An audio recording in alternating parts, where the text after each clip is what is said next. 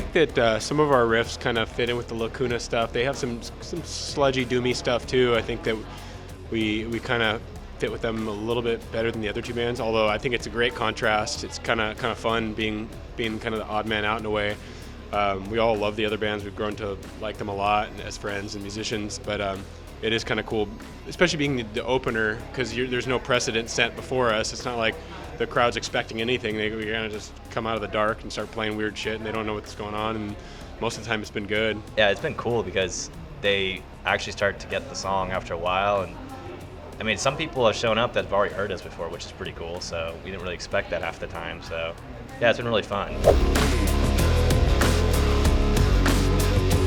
We wanted to do a full length, so we did a full length. We put all of our own money into it, all of our own time and effort.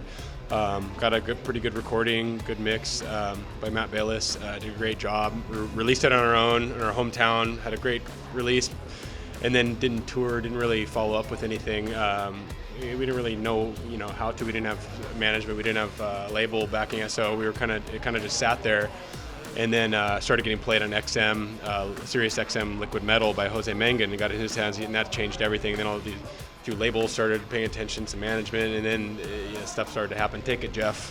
Yeah, and now we're at the point where we're touring with a new mix of an album. Machine remixed the album, and it sounds different, but I mean, I like both versions personally. But Yeah, me too. yeah, it's cool for like someone that's new listening to it, probably the new way it's mixed, because it's the vocals are more defined more and stuff like that. I mean, that's like the little things here and there, but they're still great like mixes either way. So yeah, now we're just touring off this, and it's been really awesome experience because a lot of people are hearing it for the first time anyway. So like, yeah, we did it in 2014 for ourselves really, but now we're letting it get out to everyone else now. It's been like we're re-releasing it again. It's like new for us too.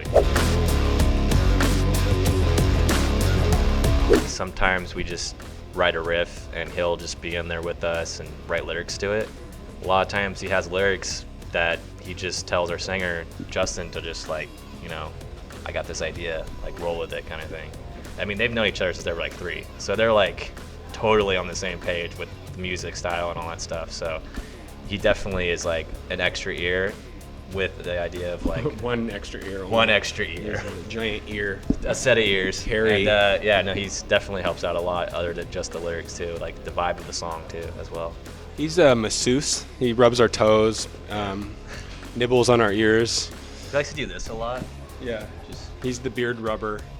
No, he helps out with the merch and stuff like that for us. But as far as on tour, I mean, it's always good to have someone extra to help, and he's been obviously helping us out. But it was awesome having him because he would just be the merch guy. We could focus on our stuff. He would stand out in the audience and tell us how the sound was, give us feedback, and get some video and just do all the stuff that we can't do while we're on stage. So it was really helpful for him to be with us.